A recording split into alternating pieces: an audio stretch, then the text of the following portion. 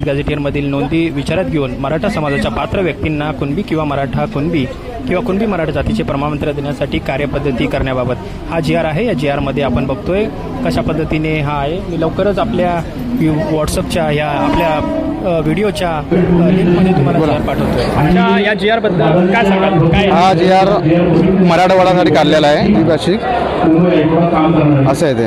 मराठवाड्याचं Hyderabad gadget लागू झालं तर मराठवाड्याला आरक्षण भेटणार का? अजून त्याच्यावरती चर्चा चालू आहे त्यांची, ते अजून काही सांगितलेलं नाही आहे। संपूर्ण मराठवाडा संपूर्ण मराठवाडा आहे। हैदराबाद गॅझेट त्यांच्यासाठी लागू झाला आहे।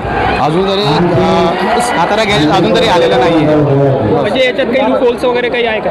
अजून तरी नाही आहे याच्यात कसं असणार आहे? संपूर्ण मराठवाड्याचं घेतलंय की त्याच्यात ज्या नोंदी सापडतील ते संपूर्ण मराठवाड्यासाठीच केलेलं आहे। ही नोंद फक्त जे संपूर्ण आपलं जे मराठवाडा आहे त्यांच्यासाठीच हे केलेलं आहे।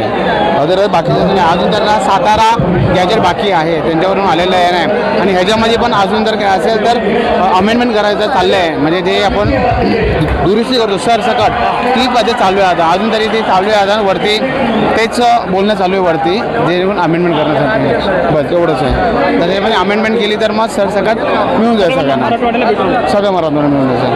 आता सध्या फक्त म्हणजे ज्यांच्या नोंदी आहेत त्यांच्याच घेणार? हो, फक्त ते पण मराठवाड्यातल्या ज्यांच्या गावाच्या नोंदी आहेत सगळं सरसकट आहे, सरसकट त्याच्यामध्ये काही प्रॉब्लेम नाही। हां, सगळं मराठवाड्यासाठी। पण आता सातारा गॅजेट वगैरे आहे ते सरसकट ह्याच्यामध्ये सर तरी आता चाललं की त्यांची अमेंडमेंट करायची की आम्हाला सरसकट पाहिजे म्हणून। म्हणजे ते सातारा वगैरे कुठलंही असलं तरी त्यांच्यासाठी चॅलेंज करण्यासारखं आहे, दुरुस्ती करण्यासाठी ते चालू आहे आपलं। ते मिळालं ते सगळं अभिनंदन, त्यासाठी सगळ्यांचे अभिनंदन आवडतं आपण।